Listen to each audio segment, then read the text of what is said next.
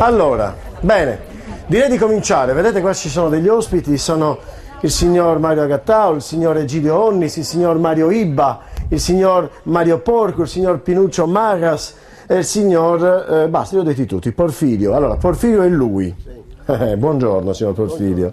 Il signor Mario Ibba è lui, il signor Mario Porcu è lui, il signor Pinuccio Marras è lui, il signor Egidio Onnis è lei e il signor Mario Agattau qua. Bene, io vi ringrazio di essere venuti qua perché oggi chiacchiereremo di qualcosa di molto importante. Allora, parleremo di che cosa? Parleremo di una cosa molto importante che non esiste più, che si faceva la prima domenica di settembre. Parleremo con Messaius, con Merisi, parleremo con persone che sono state diciamo servi e sono diventati, si sono affrancati. Parleremo di quella che è una cultura che si sta dimenticando, perché ormai la terra sta diventando difficile da coltivare, perché oggi esiste il mercato globale costringe le persone a coltivare sempre di più, a prezzi sempre più alti nel costo del lavoro e sempre più bassi nella vendita, per cui alla fine veramente il rapporto con la terra che per secoli ha caratterizzato la nostra comunità, soprattutto nel Campidano,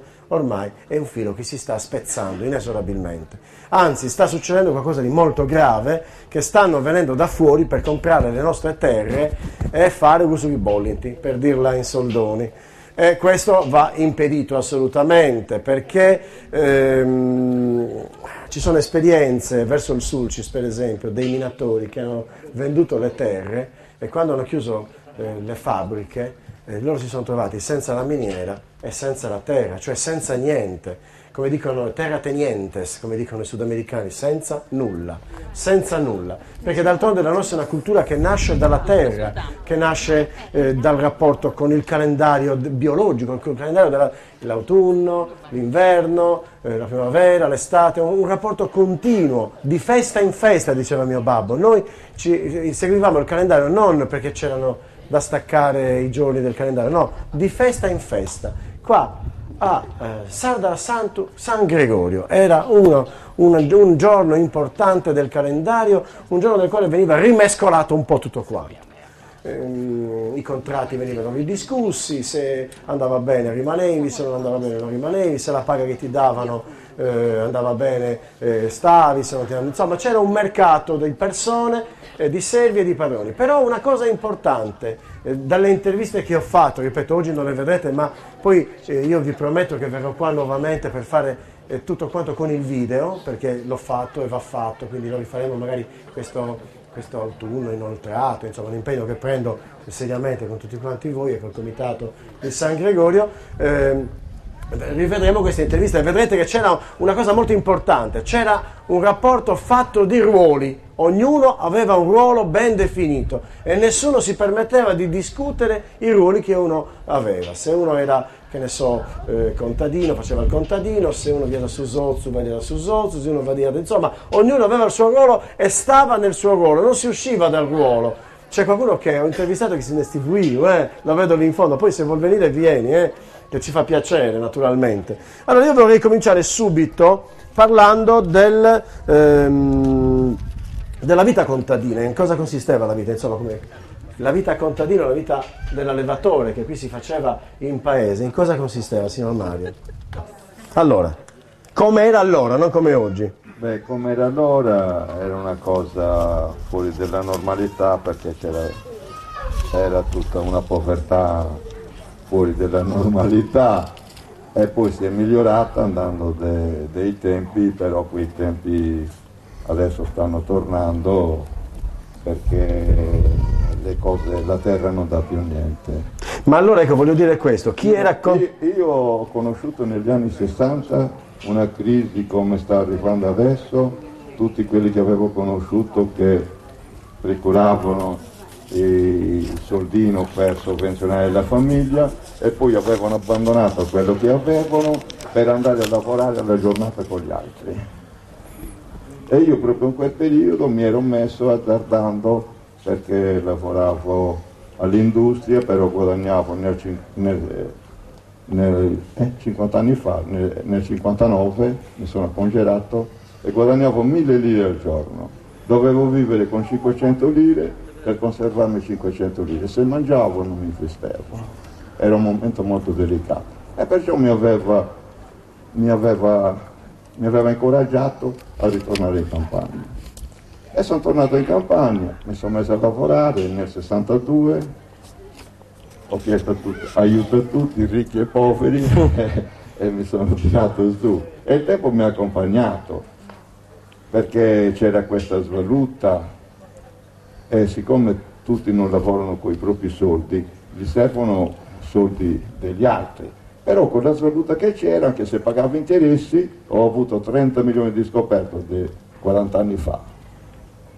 E mi ha aiutato perché... Non valevano più niente quei 30 milioni.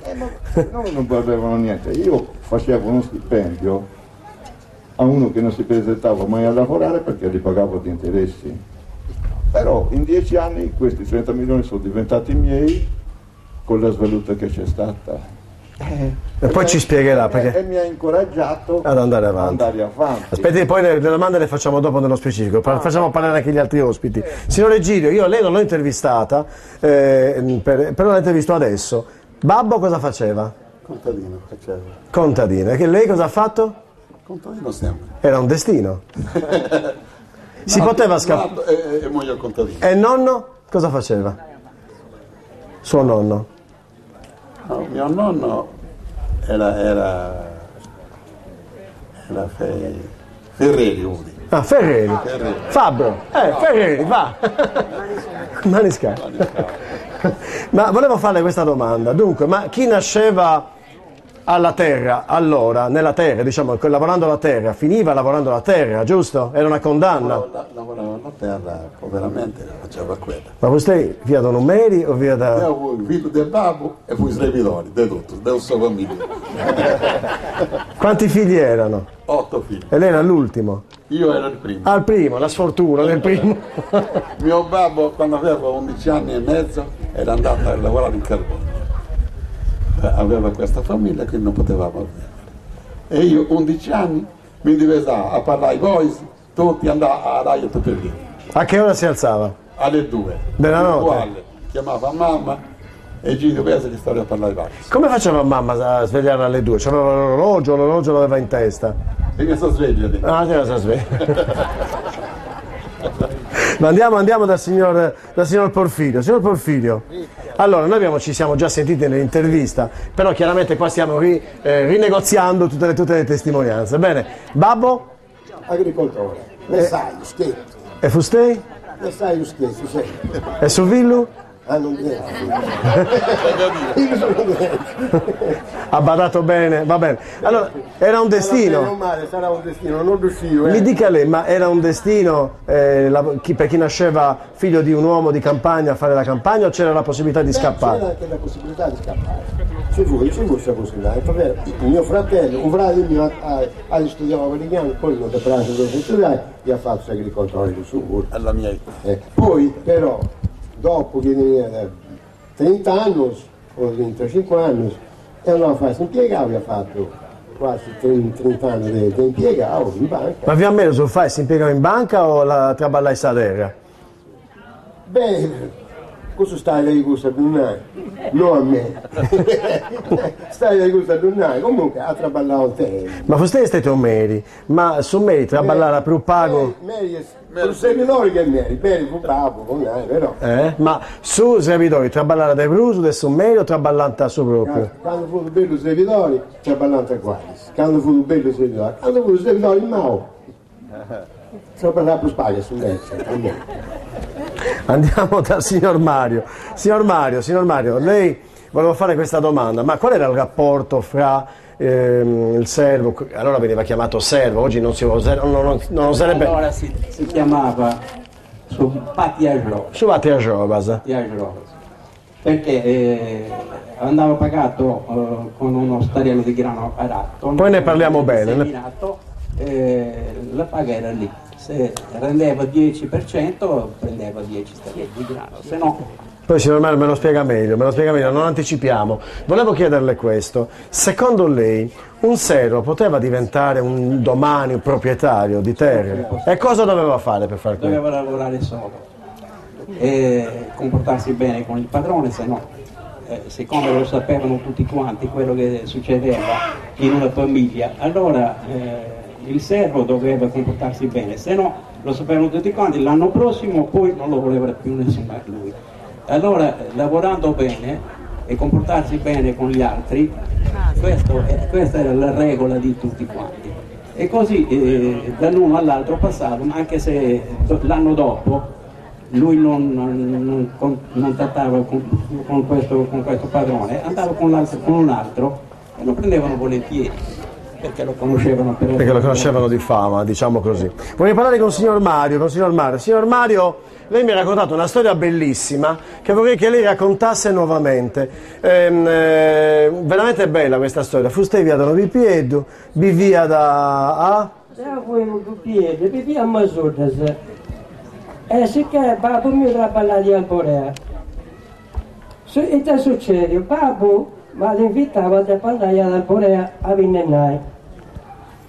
E se andavo, siccome che babbo fu a contatto con il suo capo Vigna di Alborea, si è partito su domenica mi gamma e su lui si mangiava veniva il suo capo Vigna a Medigliai. Quando si è presentato stavolta, disse porco, comando.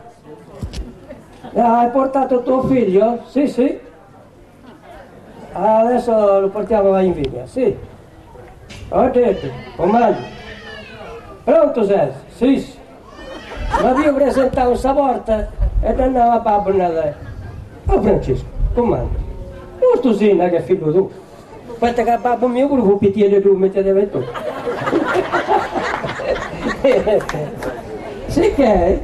E che succede? Mi ci volta da lì, a vincere, a sommeria veniva a controllare tutta questa situazione di Sabinella gli ho fatto. Avevo su che mi portava, che fu pulito, e mi andavo, oppure, com'è?